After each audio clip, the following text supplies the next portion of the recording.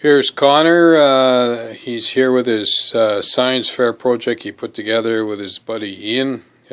Connor was at the science fair in Scriber here school, and he ended up his buddy and him took first place there, and then that allowed them to travel to Geraldton for the science fair in Geraldton, and they ended up getting first place in Geraldton. So I wanted to do a little keepsake because of the fact that I was quite proud of how he pulled all this off, and he worked really hard at putting this together. So he's going to tell you how he did this and how it works, and I think you'll be pretty impressed like I was. Go ahead, Connor. First of all, I got 3 buckets, and we drilled a big hole in here with quite a big size drill bit. We put a water gardening tap in there for the dam release because we are doing a hydroelectric power dam, and it's creating hydroelectricity. So we just glued it all around there and screwed it in just to let it in there. We filled this up with water, so that helps. And right here, this is our turbine.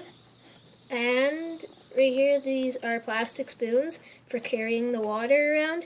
We got a spacer in there from a pipe, and we got took apart quite a few hard drives. So we got hard drive magnets on here. We got hard drive discs and hard drive bearings. And to hold the turbine in there, we just took from a metal shoe rack. We just cut one of the metal pipe pieces from across and just drilled 2 holes in the side of the bucket and put it through. And right here, we tie wrapped a coil right here.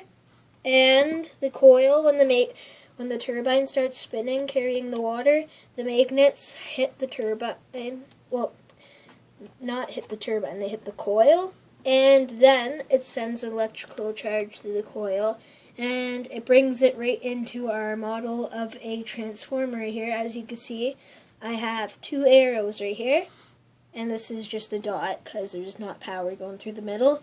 But we got 2 arrows right here, and it sends into the transformer from the coil, and then into these wires right here, goes all the way back here and up our hydro poles.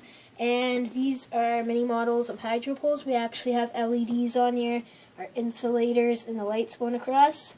And we just made little flaps right here just to keep the water from spraying all over the place. And pretty much this is a draining part, just to drain all our water into once we're done, and we could just reuse it. And what I found neat was pretty much it does look like a big project, but the main power source we have right here is just the lid, as you can see. And then there's our turbine sitting there inside. So this is how it works. What I found neat about the project as we go, as the higher you go, the more faster the lights blink. As you can see, the lights actually work. I don't know if you can see that, LEDs. This project that we have right here will not work on DC voltage. This is only allowed with the AC voltage and a current of AC voltage. That current is coming from the coil. So the higher we go, the faster, the brighter it gets.